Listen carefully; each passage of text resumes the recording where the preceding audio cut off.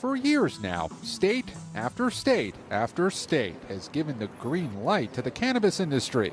But now, perhaps the biggest pot push yet. There is an urgency to this because there are people all over our country seeing their lives destroyed, they're hurt. Senate Democrats are rolling out a draft of their plan to try to legalize marijuana at the federal level. First obtained exclusively by NBC News, it calls for removing cannabis from the Controlled Substances Act, expunging federal records of nonviolent cannabis offenders, and setting up regulations to tax pot products. So, do you have the votes? Well, we're working on it. Working on weed are Senate Majority Leader Chuck Schumer, New Jersey Senator Cory Booker, and Oregon Senator Ron Wyden, the chair of the Finance Committee. We legalized in adult use in 2014.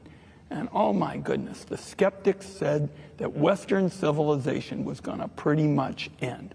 What we have seen in terms of the actual facts is we've generated more than 6 times the predicted revenue. Is this one of the top priorities for Democrats? It's one of the high priorities. We have a lot of priorities, obviously. But at the same time, you haven't been able to get infrastructure done yet. Why bring this up now? We got to move forward on a whole lot of things. Critics say the marijuana industry has been growing too fast and is marketing high-potency pot to kids.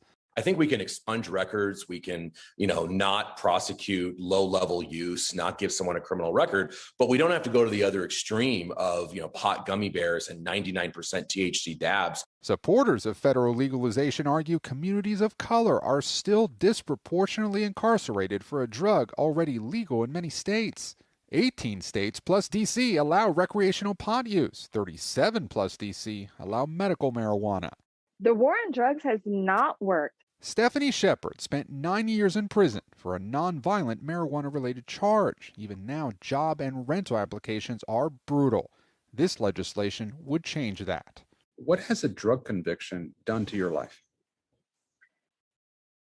Changed it completely. My life will never be the same. What's also changed dramatically is Americans' views on weed. Back in 1969, only 12% backed marijuana legalization. Now, 68% do. More and more people across the political spectrum want it. And so it's going to roll. It's going to roll. But those Senate Democrats face an uphill battle, not just with Republicans, but also with some in their own party, including President Biden. The White House press secretary today notably did not endorse the new legislation. Shepard Smith here. Thanks for watching CNBC on YouTube.